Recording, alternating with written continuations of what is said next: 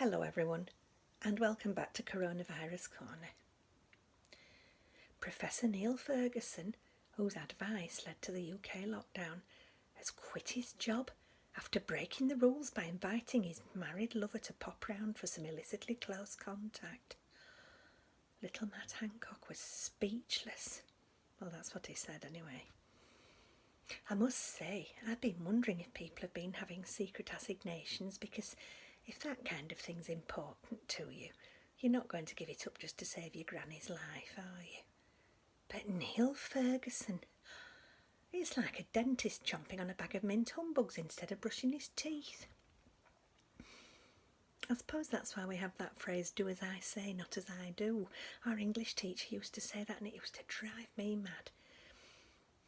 And then there was Mr. Porchester, the art teacher, who used to set us off drawing still lifes every Wednesday afternoon, and then sit at his desk eating pork pie for the whole lesson. Marjorie, who was good at drawing, once did a picture of him instead of the bowl of fruit we've been given, and handed it in without a name on. It looked just like him, but she'd had a drool hanging off his chin for artistic effect, and he was furious. He gave the whole class an after-school detention. He sat and ate pork pie during that as well.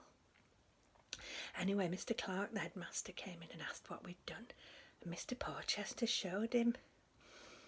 We could see his shoulders going, and then he turned to the class and he said, "There is a genius in our midst. I'm not going to ask who it is, but you can all go home now."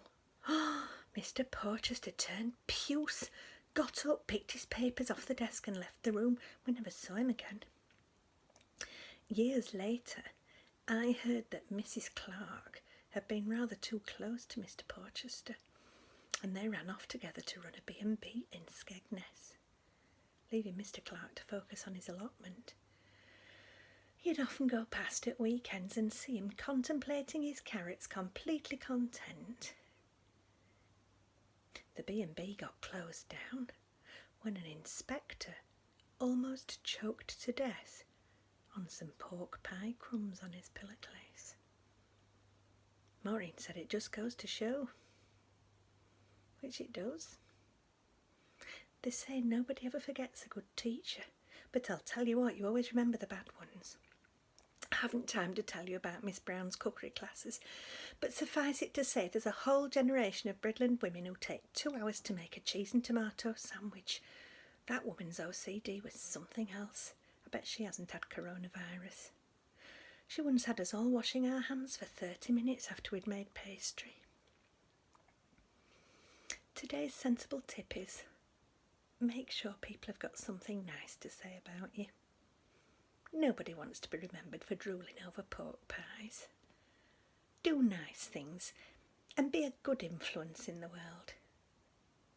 You take care, stay safe, and I'll see you, well, later today actually, because the internet's been terrible.